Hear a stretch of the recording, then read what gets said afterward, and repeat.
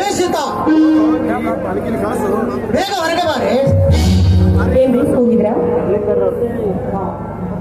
ಸೀತಾ, ಯಾವತ್ತು ನೋಡಿದರೂ ಮನೆಯಲ್ಲಿ ಪೂಜೆ ಪುನಸ್ಕಾರಗಳನ್ನೇ ಕಾಲ ಕಳೆಯುತ್ತೀಯದೆ. ಹಾ ಸೀತಾ, ಲಕ್ಷ್ಮಣ ಬಂದ ನಂತರ ಸ್ವಲ್ಪ ಅವನಿಗೆ ಹೊಲದ ಕಡೆ ಬರಲು ಹೇಳು. ನಾನು ಪೇಟೆಗೆ ಹೋಗಿ ಸೂರ್ಯಪಾನಗಳನ್ನು ಮಾರಿಕೊಂಡು ಬರುತ್ತೇನೆ.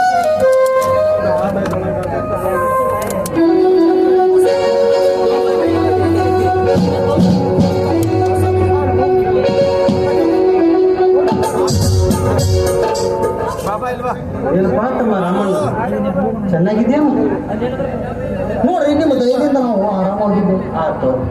ನಿನಗೆ ನಮ್ಮ ಸಾವುಕಾರ ಕರ್ಕೊಂಬರಕ್ಕೆ ಹೇಳ. ಯಾಕಪ್ಪ ಅಂತಂದ್ರೆ ನಿಮ್ಮ ತಂದೆ ಸಾಲ ಒಯ್ದದು ಇನ್ನ ಅಟ್ಟೆ ಉಳಿದವರು ಹೇಳಿ ಬಾ.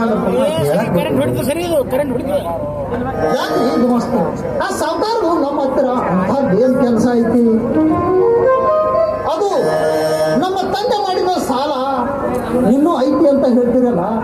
ಅಂದ್ರೆ ಈಗ ಮಾಸ್ತ್ರ, ನಾವು ಹೊಲದಲ್ಲಿ ದುಡಿದು ಪ್ರತಿ ವರ್ಷ ಬರುವ ಕಾಳುಗಳನ್ನು ಮಾರಿ ನಿಮ್ಮ ಶ್ರೀಮಂತರ ಸಾಲ ಮುಗಿಸಿ ನಾವು ಮುಟ್ಟಿಸಿದ ಕಾಗದ ಹರಿದಾಕಿರಿ ಅಂತ ನೀವೇ ಒಂದು ಸಲ ನಮ್ಮ ಮುಂದೆ ಅಂದಿದ್ದೀರಿ. ಈಗ ನೋಡಿದ್ರ ಇನ್ನೂ ಸಾಲ ಐತಿ ಅಂದ್ರ ಎಲ್ಲಿಂದ ಕೊಡ್ಬೇಕ್ರಿ ಗುಮಾಸ್ತ್ರ?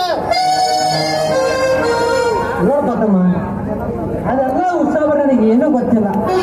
ಹೊತ್ತು ಹೋಗಿ ಹೇಳಿ ಬಾ ಅಂದಾರ, ಹೇಳಿ ಬರಕ್ ಬಂದೀನಿ. ಬಿಡುದು ನಿನ್ ಕೊಟ್ಟಿದ್ದೆ ನೋಡು, ನೀನೇನು ವಿಚಾರ ಮಾಡಬೇಡ.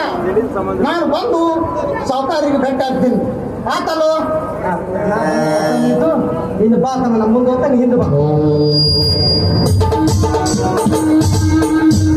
ಏನು ಈ ಗುಮಾಸ್ತ ಏನೋ ಹೇಳ್ಬೋದಲ್ಲ?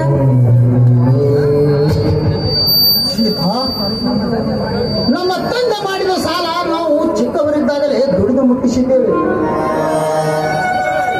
ಈಗ ನೋಡಿದ್ರೆ ಇನ್ನೂ ಸಾಲ ಐತಿ ಅಂತ ಹೇಳ್ತಾರೆ.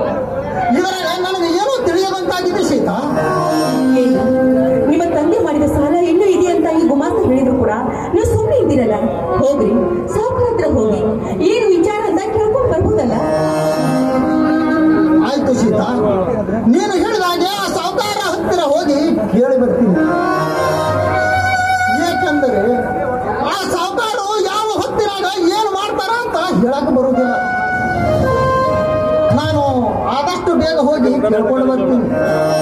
ಲಕ್ಷ್ಮಣ ಬಂದ ನಂತರ ಸ್ವಲ್ಪ ಹೊಲದ ಕಡೆ ಹೋಗರು ಹೇಳಿ. ನಾನು ಹೋಗಿರಲ್ಲ.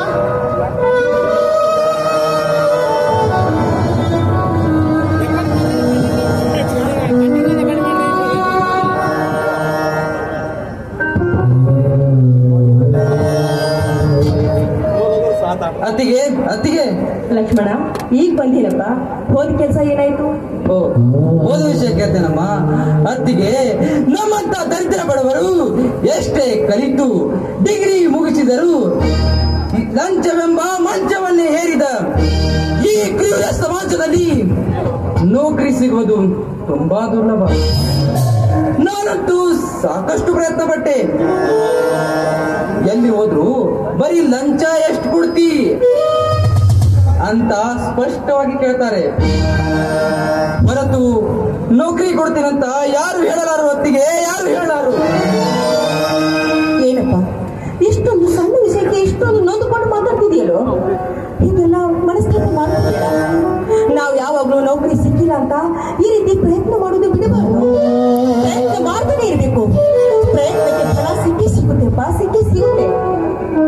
ಅತ್ತಿಗೆ, ಚಿಕ್ಕಂದಿನಿಂದ ನನ್ನ ಅಣ್ಣ ಹಗಲಿರುಳು ಕಷ್ಟಪಟ್ಟು ಕೂಲಿ ನಾಲಿ ಮಾಡಿ ನನ್ನನ್ನು ಓದಿಸಿ ಬೆಳೆಸಿ ವಿದ್ಯಾವಂತನನ್ನಾಗಿ ಮಾಡಿದ. ಕೊನೆಯದಾಗಿ ಯಾವುದಾದರೂ ಒಂದು ನೌಕರಿನ ಹಿಡಿದು ಅವನ ಕಷ್ಟದಲ್ಲಿ ಸಹಭಾಗಿಯಾಗಬೇಕೆಂದುಕೊಂಡೆ. ಆದರೆ ಆ ದೇವರು ಒಂದು ಚಿಕ್ಕ ನೌಕರಿ ಕೂಡ ದಯಪಾಲಿಸಲಂತೆ ದಯಪಾಲಿಸಲಿಲ್ಲ.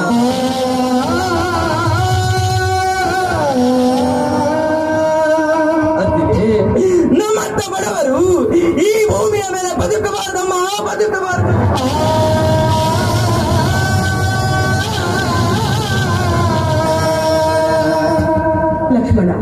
ಏನು ಏನು ಯಾಕೋ ಇವತ್ತು ಹೀಗೆ ಮಾತಾಡ್ತಿದ್ಯಾ? ದಯವಿಟ್ಟು ಈ ರೀತಿ ನೊಂದ್ಕೋಬೇಡು. ನೋಡು, ಹುಟ್ಟಿಸಿದ ದೇವರು ಹುಲ್ಲು ಮೇಯಿಸಲಾರ. ಒಂದು ವೇಳೆ ಈ ನುಡಿ ಏನಾದ್ರೂ ತಪ್ಪಾಗಿದ್ರೆ ಈ ಸಮಾಜದಲ್ಲಿ ಎಲ್ಲರೂ ಬದುಕಲು ಸಾಧ್ಯವೇನೋ? ಏನು ಹೇಳು, ಬದುಕ್ತಿದ್ರಾ? ಅತ್ತಿಗೆ ಅಣ್ಣ ನೋಡಪ್ಪ, ನಿಮ್ಮ ತಂದೆಯವರು ಏನೋ ಸಾಲ ಮಾಡಿದಾರಂತೆ.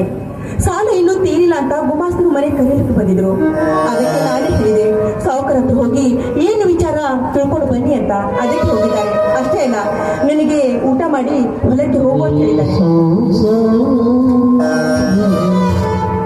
ಏನು, ನನ್ನ ತಂದೆ ಮಾಡಿದ ಸಾಲ ಇನ್ನೂ ಆಗಿದೆಯಂತೆ? ಇಲ್ಲ ಅತ್ತಿಗೆ, ಇಲ್ಲ.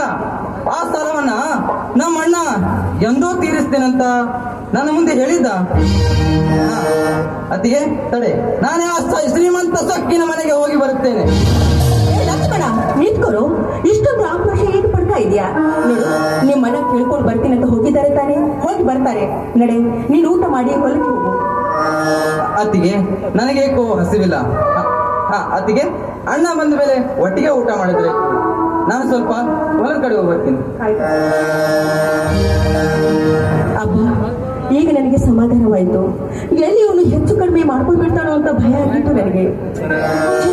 ಶಿಲ್ಪ ಬೆಳಗ್ಗೆ ಹೋಗಿದ್ದಾಳೆ ಮನೆ ಬಿಟ್ಟು, ಇನ್ನವರೆಗೂ ಬರಲೇ ಇಲ್ಲ ಅವಳು. ಬರ್ಲಿ.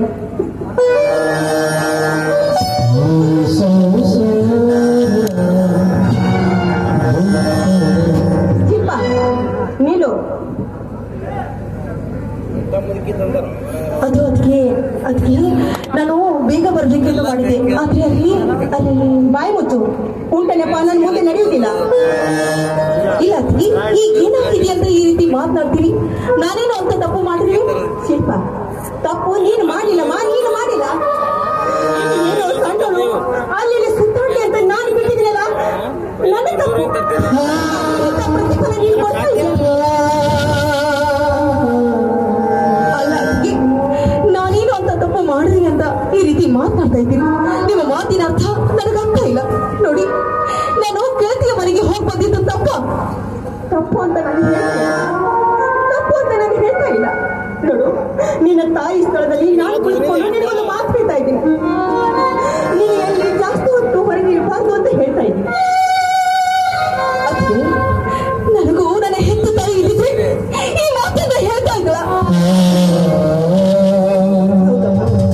ನೀನು ಮಾತು ನಿಜವೇ? ಅವ್ರೇನಾದ್ರೂ ಬರ್ತಿದ್ರೆ ಆ ಮಾತು ಬೇರೆ. ನಿಮ್ಮ ತಂದೆ ತಾಯಿಗಳ ಸೇವೆ ಮಾಡುವ ಸೌಭಾಗ್ಯ ನಾನು ಕಳ್ಕೊಂಡು ಬಿಟ್ಟಿದ್ದೀನಿ. ಅಂತ ಭಾಗ್ಯ ನಾನು ಪಡ್ಕೊಂಡು ಬಂದಿಲ್ಲಮ್ಮ.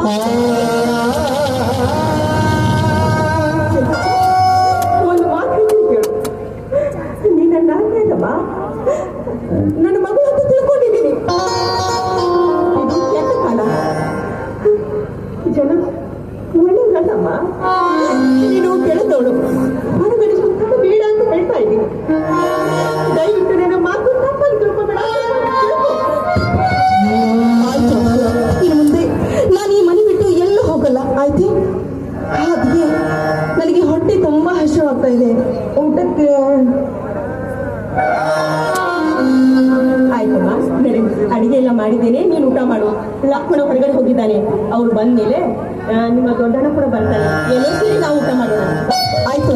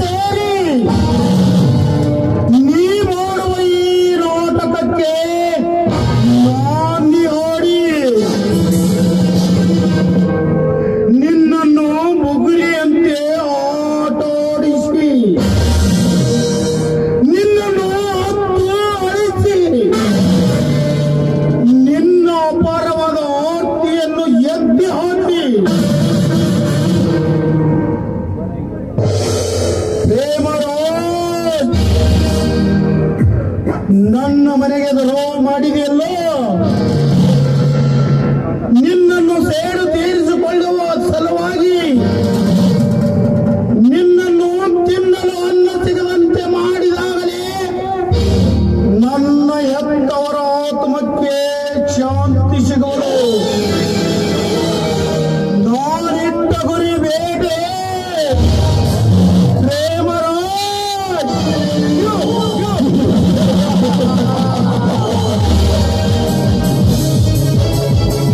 ಬರುವೆನೆ.